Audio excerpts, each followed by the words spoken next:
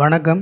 இந்த வீடியோவில் நாம் எதை பற்றி பார்க்க போகிறோம் அப்படின்னா 1963 ஆகஸ்ட் 8ஆம் தேதி இங்கிலாந்தில் இருக்கிற கிளாஸ்கோ சென்ட்ரல் ரயில்வே ஸ்டேஷனில் இருந்து லண்டனை நோக்கி ராயல் மெயில் அப்படிங்கிற ட்ரெயின் சரியாக ஈவினிங் 6:50 மணிக்கு புறப்படுது.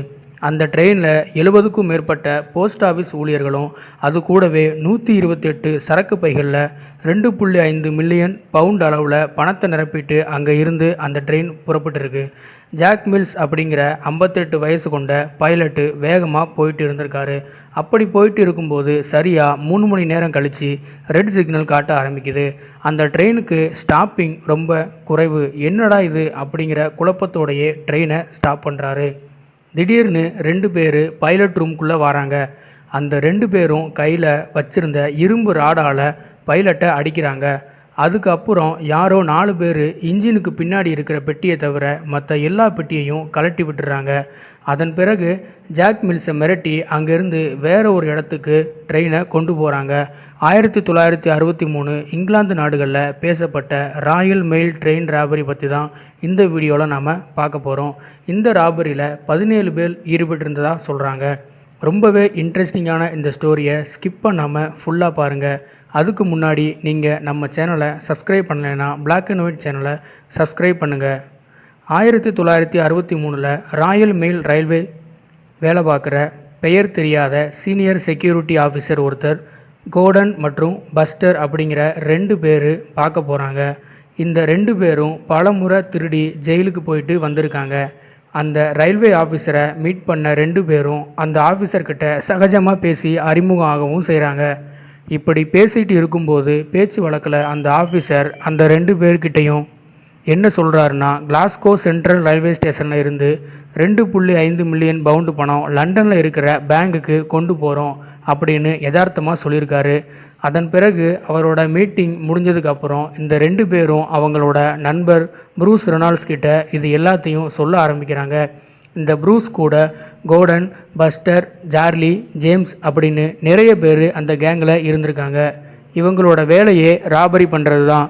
இந்த நியூஸை கேட்டதும் ப்ரூஸுக்கு ரொம்ப சந்தோஷமாக இருக்குது. இந்த பணத்தை நாம் எப்படியாவது அடிச்சிட்டோம்னா நாம் எல்லாருமே பெரிய அளவில் செட்டில் ஆயிடலாம் அப்படிங்கிற நினைப்பில் அந்த பணத்தை அடிக்கிறதுக்கான பிளானில் அவங்க எல்லாரும் இறங்க ஆரம்பிக்கிறாங்க. இந்த ராபரியை நம்மளோட கேங்கில் இருக்கிறவங்கள வச்சு பண்ண முடியாது அப்படிங்கிற காரணத்தினால சவுத் கோஸ்ட் ரைடர் அப்படிங்கிற இன்னொரு கேங்கிட்ட உதவி கேட்குறாங்க. அதன் அடிப்படையில் 2 பேரும் டீல் பேசி முடிக்கிறாங்க. இதுக்காக ப்ரூஸ் பிளான் பண்ணவும் ஆரம்பிக்கிறான். அவனோட தலைமையில் தான் இந்த ராபரி எக்ஸிக்யூட் ஆக போகுது. அந்த பிளானை அவனோட கேங்கில் எல்லார்கிட்டையும் சொல்கிறான். முதல்ல க்ரீன் சிக்னலை ரெட் சிக்னலாக மாற்றிட்டு பைலட்டை அட்டாக் பண்ண ஆரம்பிக்க போகிறோம். இன்ஜினுக்கு பின்னாடி இருக்கிற பெட்டியில் தான் பணம் இருக்கிறதா நமக்கு தகவல் கிடச்சிருக்கு. அதனால் மற்ற எல்லா பெட்டிகளையும் நாம் கலட்டி விட்டுறணும். அப்புறம் அந்த ட்ரெயினை எடுத்துகிட்டு கிரிடிகோ ரயில்வே பிரிட்ஜுக்கிட்ட வரப்போகிறோம். அந்த பிரிட்ஜுக்கிட்ட நம்ம ஆட்கள் சில பேர் காரில் வெயிட் பண்ணிட்டு இருப்பாங்க. அந்த இடத்துல ட்ரெயினை நிப்பாட்டி அங்கே இருந்து தான் பணத்தை கொள்ளையடிக்க போகிறோம் அப்படின்னு தன்னோட பிளானை கேங்கிட்ட சொல்ல ஆரம்பிக்கிறான். ஒருவேளை அந்த ட்ரெயினை நமக்கு ஆப்ரேட் பண்ண தெரியலனா பிளான் எல்லாம் சொதப்பிடும். அதுக்காக ட்ரெயின் ஓட்ட தெரிஞ்ச ஒருத்தரை நம்ம கேங்கில் சேர்த்துக்கிறது நல்லது அப்படின்னு ஒரு சிலர் ஐடியா கொடுக்குறாங்க. அதுக்காக ஏற்கனவே ரயில்வேஸில் இருந்து ரிட்டையர்ட் ஆன ராணி பெக்ஸ் அப்படிங்கிற பைலட்டை மீட் பண்ணி அவரையும் தன்னோட கேங்கில் சேர்த்துக்கிறாங்க. ப்ரூஸ் ரெனால்ட்ஸ் தலைமையிலான அந்த கேங் ராபரிக்கு தேவையான எல்லா செட்டப்பையும் ரெடி பண்ணுறாங்க. மறுபக்கம் சொன்ன தேதியில் கிளாஸ்கோ ரயில்வே ஸ்டேஷனில் தபால் பைகளையும் அதோடு சேர்த்து 128 பணப்பைகளையும் ஏற்றுறாங்க. அந்த ட்ரெயின் ஸ்பெஷல் ட்ரெயின் அப்படிங்கிறதுனால அதுக்கான ஸ்டாப்பிங் ரொம்பவே கம்மி. இன்ஜினுக்கு பின்னாடி இருக்கிற பெட்டியில் தான் பண மூட்டைகள் எல்லாம் நிரப்பப்படுது. அதில் 3 நபர்கள் காவலுக்கு இருக்காங்க. ஈவினிங் சரியாக 6:50 மணிக்கு அங்கே இருந்து புறப்படுது அந்த ட்ரெயின். அப்புறமா 12 மணிக்கு மேலே லெட்பர்ன் அப்படிங்கிற ஊரை வந்தடையுது. அந்த ஊருக்கிட்ட ட்ரெயின் நெருங்க ஆரம்பித்ததும் ரெட் சிக்னல் காட்ட ஆரம்பிக்குது. 58 வயசான அந்த ட்ரெயினோட பைலட்டுக்கு ஒன்றுமே புரியலை. ரெட் சிக்னல் காட்டுறதால ஏதோ ஆபத்து இருக்கும்னு நினச்சி அவர் ட்ரெயினை ஸ்டாப் பண்ணுறாரு. ட்ரெயின் நிப்பாட்டின கொஞ்ச நேரத்திலேயே முகமூடி அணிஞ்ச ப்ரூஸோட கேங் ட்ரெயினுக்குள்ளே வர்றாங்க. ட்ரெயினோட இன்ஜினுக்குள்ளே ப்ரூஸ் அப்புறம் ஏற்கனவே ரயில்வேல ரிட்டையர்ட் ஆன ராணி பேஸ் அப்படிங்கிறவரையும் கூடவே கூப்பிட்டு வந்திருக்கானுங்க. அந்த ட்ரெயின் பைலட் தலையில் ப்ரூஸ் அடிக்க ஆரம்பிக்கிறான். அதன் பிறகு ப்ரூஸ் கேங்கை சேர்ந்த 4 பேர் என்ன பண்ணுறாங்க அப்படின்னா, இன்ஜினுக்கு பின்னாடி இருக்கிற பெட்டியை தவிர எல்லா பெட்டியையும் கலட்டி விட்டுறாங்க. அதன் பிறகு ராணி பேஸை வச்சு அந்த ட்ரெயினை எடுக்க ஆரம்பிக்கிறாங்க. ஆனால் ராணி பேஸ்க்கு அந்த ட்ரெயினை எப்படி ஆப்ரேட் பண்ணுறதுன்னு குழப்பமாகவே இருந்திருக்கு. அதுக்கு காரணம் என்ன அப்படின்னா, இது ஒரு எலக்ட்ரிக் ட்ரெயினாகவும் இருந்திருக்கு. ரயில்வே பைலட்னு சொல்லி தன்னோட கேங்கில் சேர்ந்த ராணி பேஸ் மேலே ப்ரூஸ் கோவப்பட ஆரம்பிக்கிறான். அதன் பிறகு மயங்கி கிடக்கிற பைலட்டை எழுப்பி அந்த ட்ரெயினை ஆப்ரேட் பண்ண வைக்கிறான். அப்புறமா அவங்க பிளான் பண்ண இடத்துக்கு அந்த ட்ரெயினை நிப்பாட்டவும் செய்கிறாங்க. அந்த பிரிட்ஜுக்கு கீழே கார் மற்றும் லாரியில் சில பேர் வெயிட் பண்ணிகிட்டு இருக்காங்க. ட்ரெயின் வந்ததும் எல்லாரும் ட்ராக் கிட்ட வந்து நிற்கிறாங்க. இன்ஜினுக்கு பின்னாடி உள்ள பெட்டிக்குள்ளே இருக்கிற காவலுக்கு வந்த 3 பேரையும் மிரட்டி ஓரமாக உட்கார வைக்கிறாங்க. அதன் பிறகு அந்த கேங்கில் இருக்கிற 16 பேரும் சேர்ந்து அந்த பெட்டியில் இருக்கிற பண மூட்டைகளை தூக்கவும் ஆரம்பிக்கிறாங்க.